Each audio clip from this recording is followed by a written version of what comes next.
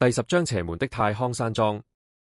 又過了10幾分鐘，幾名所謂的賭石高手才挑選完畢，但他們一個個心情沉重，不用了幾秒鐘就挑出3塊成色很不錯的翡翠，這給他們造成了很大的壓力。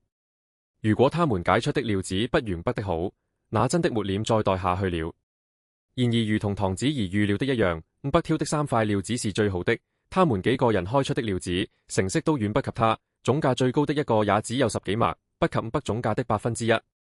比較的結果一目了然，這幾人不好意思再待下去，他們找了理由陸續告辭。臨走時，有人船意味深長地盯了北一眼。賭石高手們一走，唐子怡突然拍起了巴掌，拉開。北笑問：現在信我了？我一直信你，只是不知道你居然這麼賴害。唐子怡笑着說：你是怎麼做到的？北淡淡道：你應該知道，我蹲過監獄，在那裏我遇到不少奇人，這些都是跟他們學的。包括你的功夫嗎？唐子怡來了興趣，感覺那座監獄實在是臥虎藏龍。算是吧，北只能這麼說。然後他揉揉鼻子，轉移話題：邊南我可以去，什麼時候出發？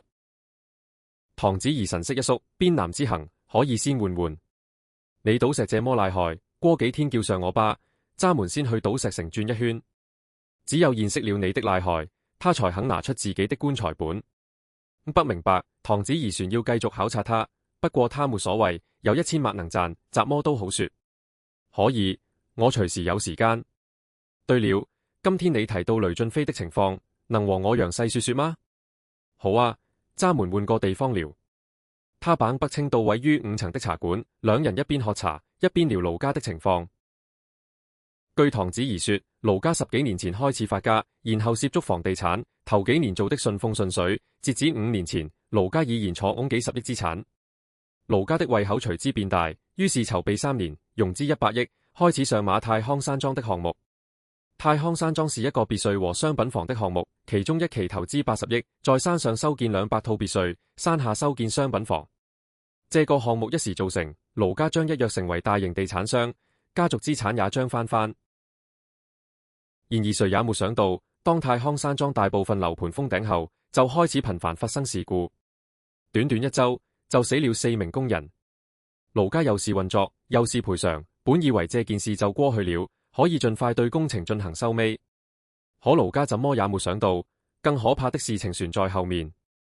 後面的1個月，先是2名看房的業主意外死亡，接着又有3名保安死亡，前後死亡了9人。消息再也捂不住，太康山莊鬧邪祟的消息傳遍了雲京，大批交了預付款的買家紛紛退房。同時，官方嚴查事故責任人盧家的家主被關進監獄，判了3年。從那之後，太康山莊的房子沒再浴出去一套，盧家資金鏈出現斷裂。由於太康山莊的房子押金浴不出去，銀行方面一直拖延清算，希望盧家能夠把太康山莊處理掉。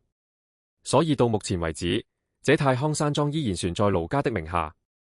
聽完盧家的故事，北覺得不可思議，居然連死9人，怎麼原因？唐子怡搖頭，不清楚。盧家當時清了不少高人，都沒能化解。正因如此，目前船沒有哪個開發商敢接手太康山莊。千北嘆氣，上百億的投入，居然1分錢都拿不回，盧家真是虧死了。誰說不是？盧家所有生意都停了，錢都用來算利息。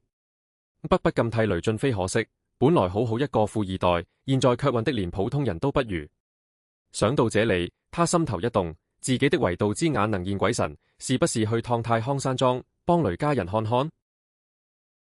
聊沒多久，唐子怡就接到一通電話，他說：我要回家裏處理些事情，過幾天再聯絡你。北點頭，好。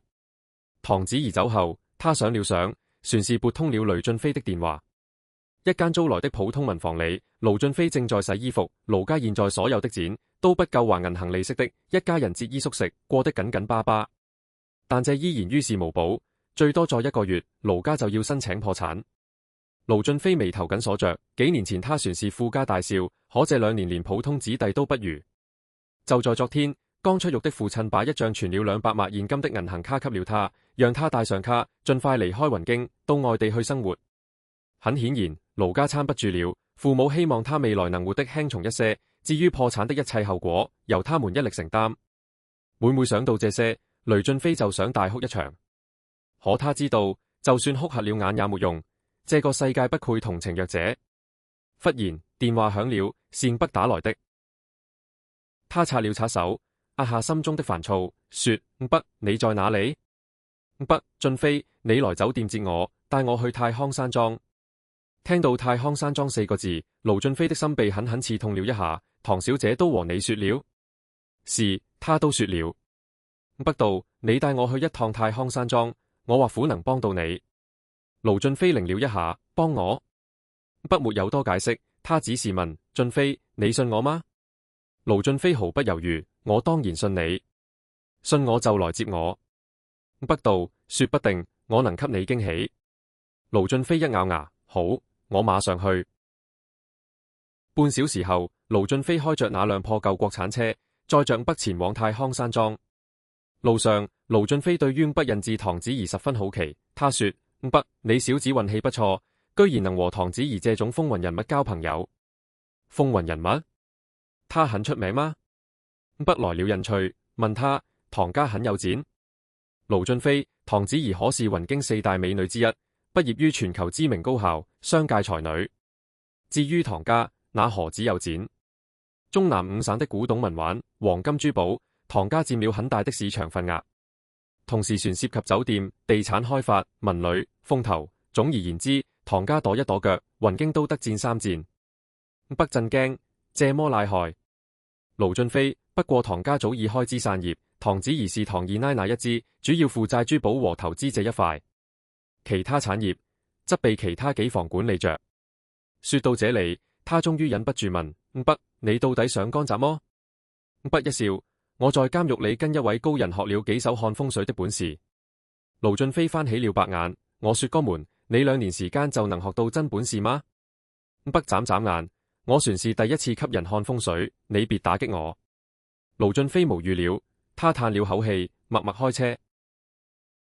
車子終於抵達太康山莊，山下是大片的商業住宅區，均已封頂，只是此刻一個人影沒有，給人一種陰森森的感覺。這就是太康山莊，山下住宅的總建築面積85萬平方米，山上是200棟別墅，如果按現在正常的市值計算，價值超過200億。盧俊飛目光迷離，本以為此處是我盧家騰飛之地，哪知是埋葬盧家的墳墓。不沒說話，他的眼睛死死盯着不遠處的一棟樓房。這棟樓散發出濃烈的黑氣，這種黑氣別人雖看不到，卻逃不過他的維度之眼。盧俊飛注意到吳北的神色，他問：你在看什麼？吳北問他：這棟樓當初出過事嗎？